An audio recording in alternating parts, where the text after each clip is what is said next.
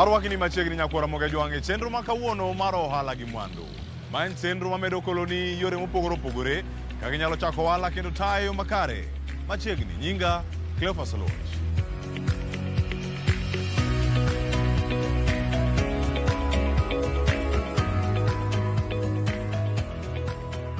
Nyakwara Ramogi jwang ka wachako ohala gi Mwandu e jumani wadarango kaunti ma Kisumu sigande Emilia Dhiambo. Mabende siso mare mar bero sekta ni mano mar limbe kata mar hospitality oganda mopogore opogore bire kaunti ma Kisumu kendo gidwa ng'eyo kama ginyalo nindo. Mano emomiyo kawuono entiere gi kare mar rwako welo kaachiel koda ohala mamoko motimo e bwo kambi mare miluongo ni Atupe Enterprises. Nochako nade, odhach kode nade, to moro mane moyudo iye ka to bedo tiyo gi mbui yo machal nade mag uso mwandu ge. Wawinyane sigande kaka nochako e kaunti ma Kisumu.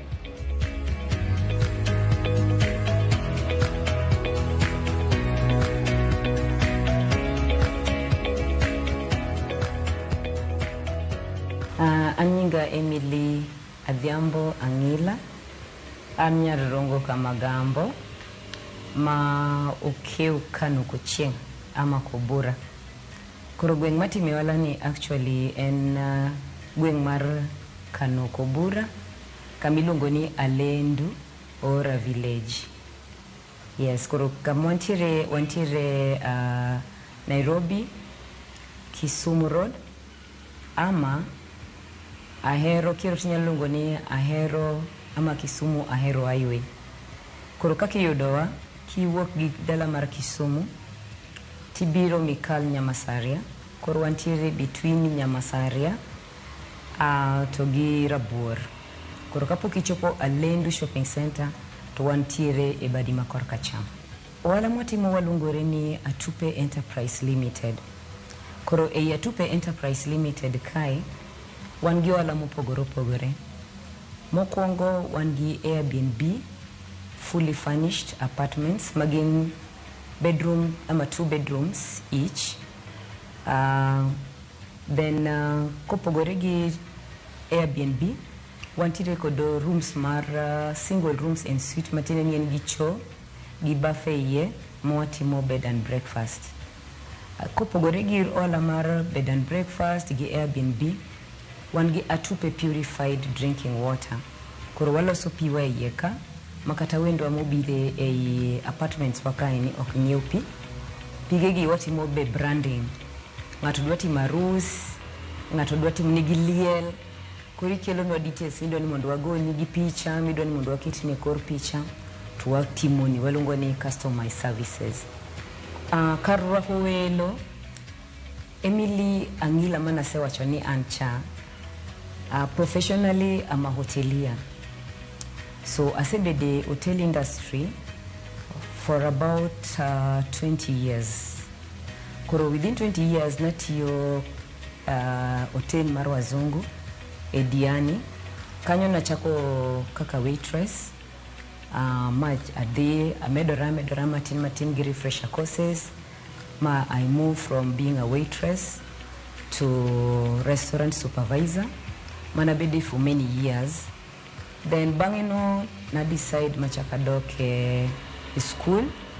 Kuringini watch mar family be kodonjo gi nyithindo e F&B en kamodich masamo rionge kata time gi family. Koro mano no motivate madoke school. Masomo marketing to gi human resource. But na major gi human resource. Mabe chakatimo for some years. And then I resigned.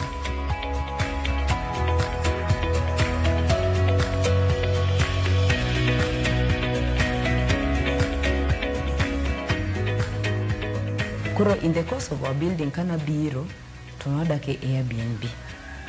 And none no loopholes mantiere ding ni ama hotelier am exposed. Asiwuotho kwonde mopogore opogore aneno kaka gibe gipango rooms gi gipango gige gi service. Kuro kundi mani wabire ne oko meet standards manang'iyo godo. And then at that time kanwa biro to kanwa gedo ne managi idea mar manyo old Lamu furniture. Actually I was looking for an old Lamu furniture door for my own apartment. Kuro bange kanwa dhi to aneno ka ayudo every time kwa there that go down to ido kombe mopogore opogore furniture mopogore opogore. Ma before I realized I had a whole go down of Lamu furniture. Utingo kitendni, tutingo kombe. Kuro ido kwa ging'eny. Kuro paro ni wanyalo uso gi to kona biro Kisumu taneno ka ok gidhi. To being ni kura asewuotho kuonde gi bianeno gik mantiere, then I decide ni kura wan gi rooms. Kech kan wagero ka to nwaparo ni watimo mitumba, and at the same time wanyalo rent rooms gi. Mana jok mauso gi mabede for a whole month to chulo rent ma kawaida. But kuro kana asewuotho kuonde mag Airbnb kuonde manadake gi mayudo kaza services gi nokomora ahinya e Kisumu kae. Tawacho ni I'm a hotelier, and the idea, I have the exposure, I have the furniture. Why don't we turn these rooms into Airbnb and make something out of it? So that is actually how the idea of Airbnb came in. Ohala mora mora nigi challenges magi. Even life itself is a challenge. Waking up in the morning does not guarantee that you'll go to bed in the evening. Kurada niso ngata ma dwachako wala nyaka bed gi chuny motegno. Ka wachako ka kadoko chien, ka takadoke chien mar diere mane wauso mitumba. You can imagine kane government oloro mitumba for 5 months. Okwausi, ichulo rent mari, ichulo steam or whatever it is, ichulo workers to teach to lorni. Mago gik manyalo goyo chunyi kabisa. Kadugo kwa chako wala wa mar Airbnb, wabedo kata sana okanyalo wacho ni koro se pick 100%. Like today it is like almost fully booked. Rarely do we reach such levels. Makoro the house is full. Koro angima nyalo ngiso ngat madwa chako wala nyaki miri time. Mano is what has kept us going. That we give ourselves time, and most of the time we don't personal savings magi mundi meet your expenses. We have a pool that is running, we have staff, we have electricity, all those. Nyakati chulgi. Some are government statutories. Nyaki chul. Koro at that point ka ingama chunyi ol samoro tek minyalo wacho ni awera gi tijni. But koro nanyalo nyisini kik chunyi ol miri mana time. Nyathi be nyuolo to okodong dichien. Nyaka mama gi mak age dweche 9 ochak wuotho, things like that, mobed dhano maduong'. It's the same gi biashara mora mora. Miri time.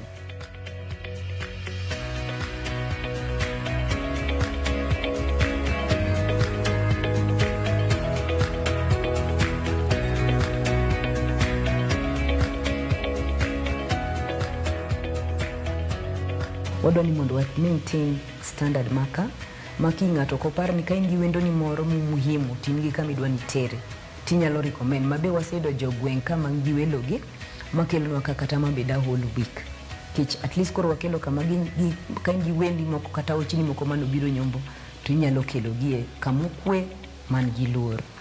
Mara dek samoro watimoga functions to wa make sure ng'ato dwa timo birthday, ng'ato dwa timo baby shower, ng'ato dwa timo just a wedding reception, things like that.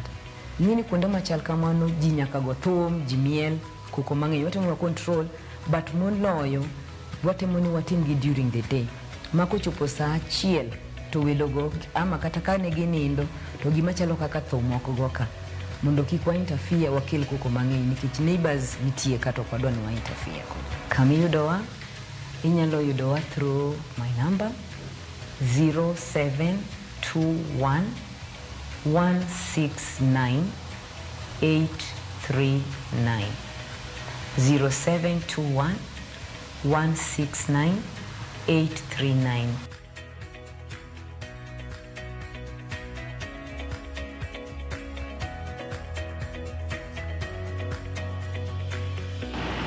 Kama chalo na kuna mokijong bangu winjo sigande mile dhiambo wagwe ng'wech kendo donja ne county ma Homa Bay aluora mambita ka waromo kod wuod Nyakach ma en Esbon Dondi. Sigande en mano mar chiwo geno ne jogo madwaro tiegre kuonde mag tiegruok kabila mag TVETs. Ne adieri gino ma somo inyalo kete tim kendo nyalo kelo ni yuto mari. Otimo ohala ni mar welding kendo wang'o chumbe mopogore opogore koloso mwandu mamoko. Tich makama osedach kode yo machal nade. Tije momiyo jok moko kachiel koda kanyuola mare. En mor mane moyudo tich machalo kama. Esbon Dondi miyo wasigane kaka nochako kendo kako dhach kode e boma ma Mbetai County ma Homa Bay.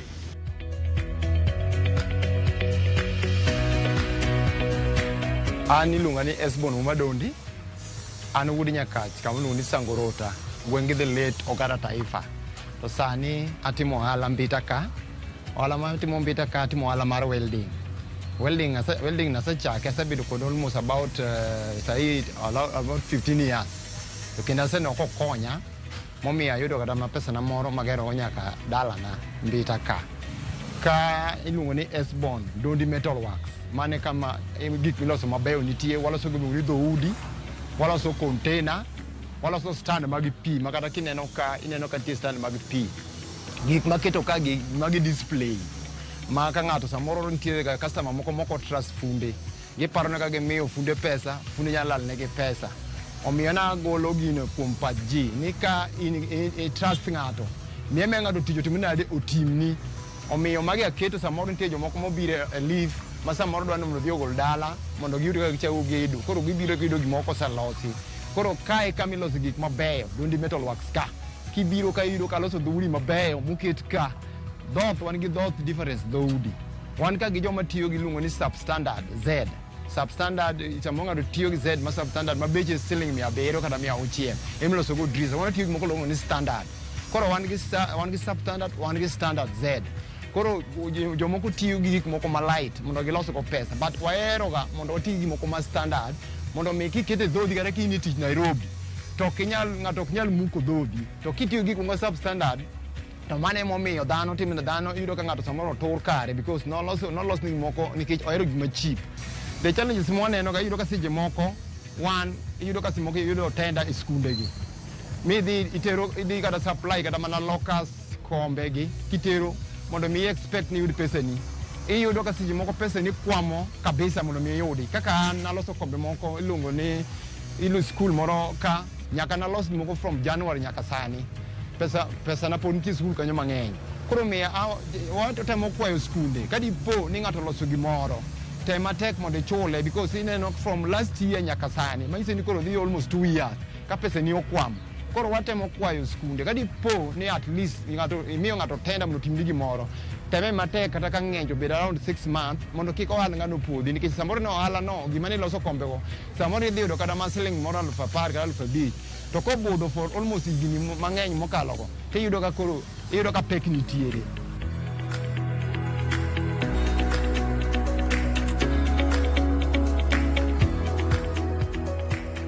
Moro mawinje tijni ni aonge gi stress. Ni adhi office ni ng'ato chanda ni ng'ato ndika nang'o. I enjoy maber pesa na. Customer biro miya pesa ne anyiewo gi anyise gima timo nitie moko mohero ga ni ndiko ne gik moko to dhi onyiewo kende tichulo igone 30%. Gino be moro wa kabisa. Koro iyudo kionge gi problem. Seche moko nyalo bedo kata about kata mana 2 months ka tich pod onge. But watemo lamo Nyasaye to samu biro ga to biro motegno. Makato mar kungo iyudo ka samoro yaloso kata mana dhoth kata mana samoro for example atiyo kata gi siling moro kata mana 7,000 kuom dhotha. Tiyudo ka samoro auso dhoth kata around kata mana 10,000 kata 9,000. Chuni nyaka imbe nitie michamo to nitie manyaka ikane account mari ma miyo at least kata ka wach moro maki matek tiyudo yo moro ma inyalo donjo go. Tiyudo ka jomoko gin ka giweng'o tiyudo ng'ato en pesa ne onyalo dhi timo ora iwinjo ni thum ne kanyo ringo dhiye. Onego bed ni pesa ni kitimo kiyudo profit gimoro nyaka ikane mondo mi chieng' moro gik mineno timo gi kinyia pokore ka tuogoyi ka in e pien to kionge gi pesa account mari to iyudo ka tek nikech wan sani gima otimo iyudo ka skul nyalo mi tenda to tenda nyaka ikwong ilos gi pesa ni to pesa miloso no bang'e koka gitim na gichuli. Iyudo ka jomoko samoro ng'ato nyalo mi kata mana half of pesa gimone gitim omi gimoro ma 300,000 to mi 100,000 to odwaro ni 100,000 momino odwaro ni mondo mi kobiro to iyudo ka giri noserumo. To ka ok iti maber mi kan pesa account mari onge kaka inyalo loso gir customer ma customer yud ka giri timnadi giri saloso. Miwa encourage wamo ok dwa tamre mondo king'ato yaw welding ka in gi capacity because gigi dwaro mana pesa kionge pesa malong'o to kinya yaw welding because onge customer mabiro yie ni obiro welding mari to yudo kikawo machine mar welding iketo piny to gimiwang'o moneno manyiso ni ng'ani weng'o onge. Ng'ato samoda mikera mana deposit kata ma 200,000 to neno ma kama sini miketo piny tema take at least iloso gimo maber ma ng'ato neno tiwinjo ka ng'ato mor niya ni welding madhien en welding maber. Namba na en 0707 5379 33.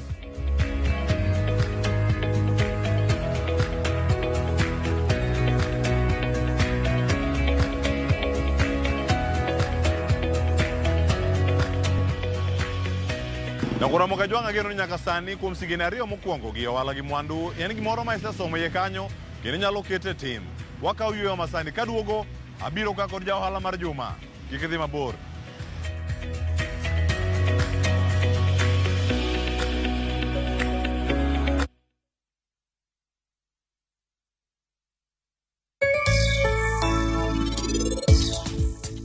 Kile ka jidongo wuoyo ang'o midonje? Nang'o kika wuo? Ka wayo ni ema nyalo wuoyo gi danwa marach kamano. Initama wuoyo nang'o? Karan, adwani mondo iwinja maber.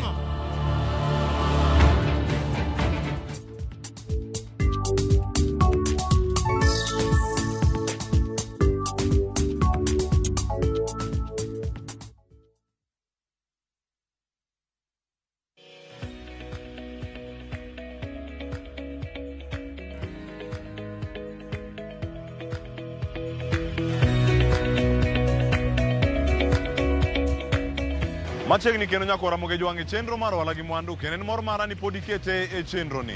Kama medo tudore achiel kachiel ka medo somo e yore mopogore opogore ka ginyalo bedo ka ichako ohala kendo itayo yo makare. Omiyo inyalo oronwa ote mari SMS line omena 3600 e mbui mar Facebook kod mano mar YouTube en Ramogi TV ka chenro en mar Ohala gi Mwandu.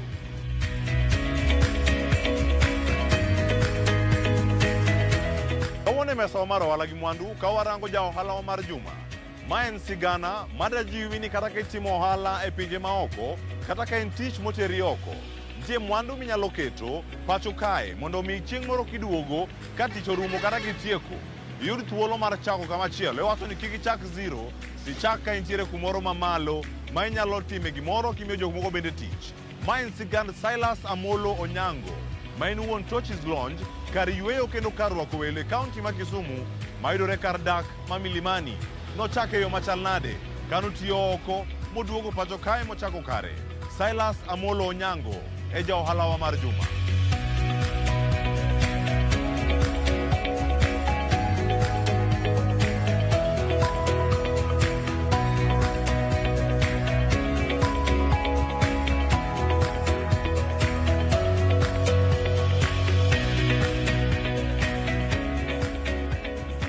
Anyinga en Silas Amolo Onyango, but atiyo gi nying mar chef Silas Amolo Onyango.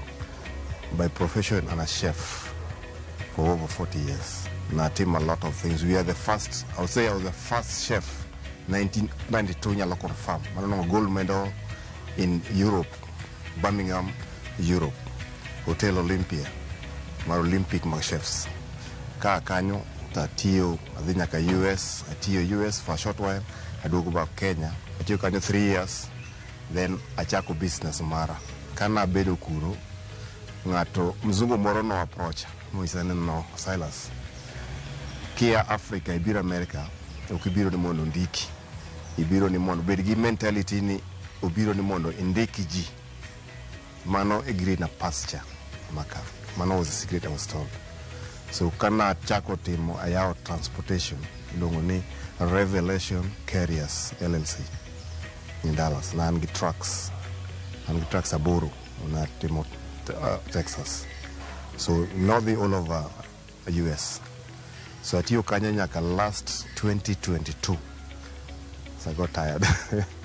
I decided to come back. When I came back, I remembered my profession that I'm a chef. Gima yalo nyisi ni wuok America duwo ka ok yot. But gima konyo manyiso yawa maka kata manoko. Ki noko to kik ket wiyi oko ahinya. Ket wiyi oko tipar dala. Kana nitie oko nabiro ka almost every year from 2009. Every year naduogo Kenya, naduogo Kenya, nitie gik manatimoga giga manaweka manang'eyo. That's why kana duogo to nok tek nadonjo. Kaduogo to anwang'o ka an gi platform manyalo donjo straight. Okawa like 4-5 months munda settle. Nan gi some properties manaseketo kachon. Makocha mokwongo, mano is my property. So kana biro, chon na lease out. To ka lease out kaduogo to no, there's no point of munda lease out. Ka an gi kara manyalo chako gosa. So ima ka biro ta yao kocha. Ka yao kocha within 4-5 months, koni ne run to koni non stop. Ma nok mara. Koro wuon ka no approach ani binyalo run coach. It was no kethore, kamne run no kethore kabisa. So na keto some money in this, more repair the place, more repair the rooms, more get everything in the rooms. Kichuelo mane metu kucho ne kwayan to wapanyi. Wasemer wadhi nindo kanye. Saonge kikuma ji ninde. So nako ni okay, wakawa kocha mnaran. So koni wan gi rooms 12. Kocha wan gi rooms 10.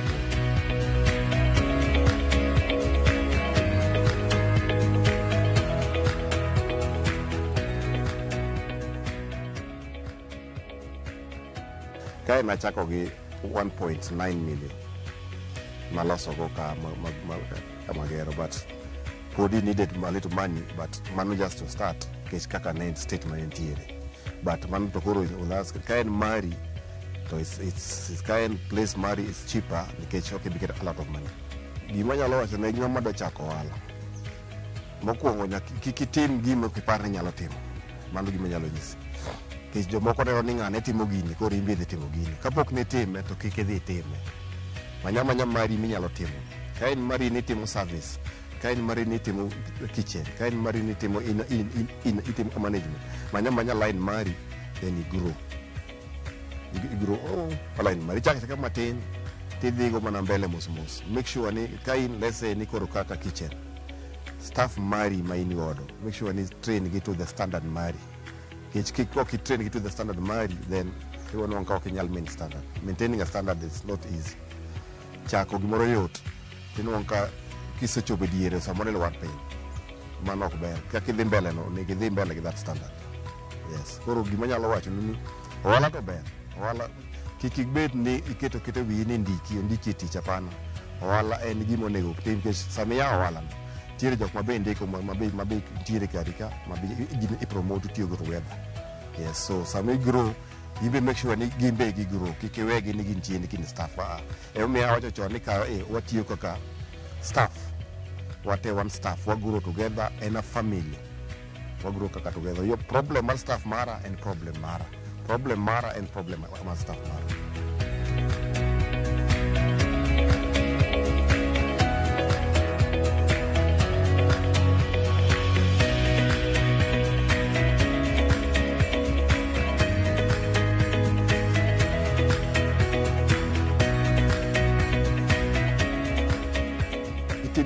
Mari kaka accounting awan gi ngama timo nama na accounting ano okati akange accounting so en monyalo rewo gigo nyisa ni kama ma wadhi idhi kama rach o guide and another line mar profession mara to accounting team madhi kanyo ngama timo bookkeeping bentiere eno timo bookkeeping or record everything daily basis kosetieko at the end of the month or an account to check ango wadhi nade kai this month si samoro nyadhi marach samoro idhi maber koro o guide kaka jitimo kata ka itimo business mari matin to make sure ni keep track ni anyiew gini anwanga wala makama anyiew gini alus kama kawuono mane kaka jilan.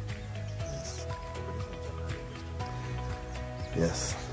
Yeah, mano is another thing. In competition Kisumu ka is challenging. Moko challenge ni kaka na wacho cha ngato neno ne timu gini embe koro timu gini. Again, people like copying, but it's not copying. I watch any can really copying in cage is just business. But cooperation is there. You might want to do team Kisumu magombo kabisa. You compete in the right way. And target one Kisumu or obeyed a city manyalo bedo an hospitality city. Makawelo biro to welo more, magininde. You share ideas.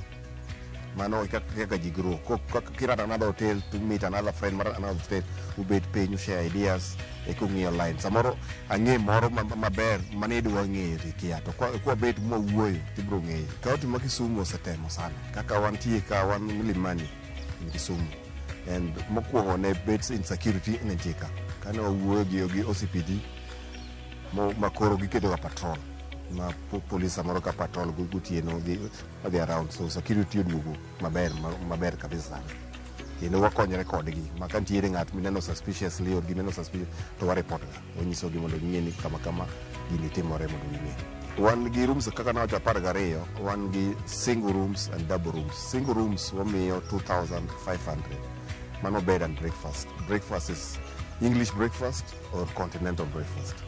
Double rooms wan gi charge 3,500. 3,000 without breakfast, 3,500 with breakfast.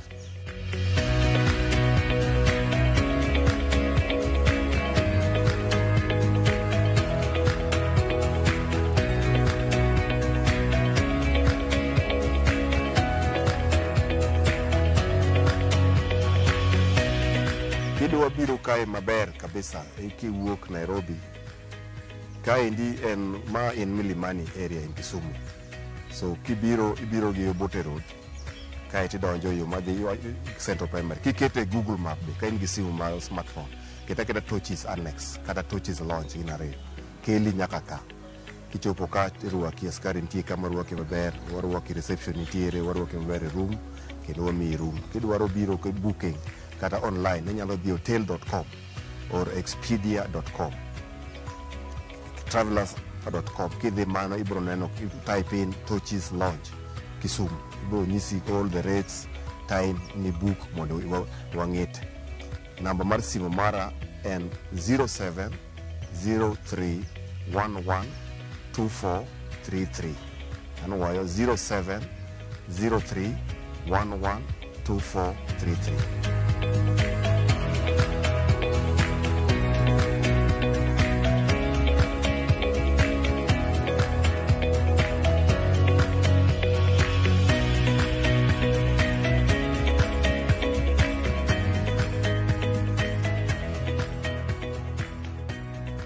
Sigana ka sigana nyako Ramogi jwang nigi puonj kachiel koda ka gino mawasomo iye.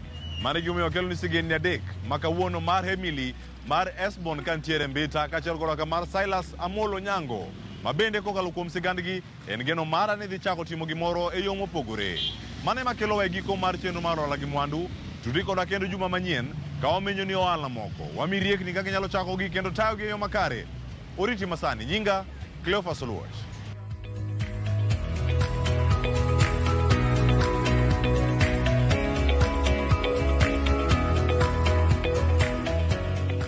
Mondo mine chenro ni kod mamoko mag Ohala gi Mwandu. Donje viewsasa.com.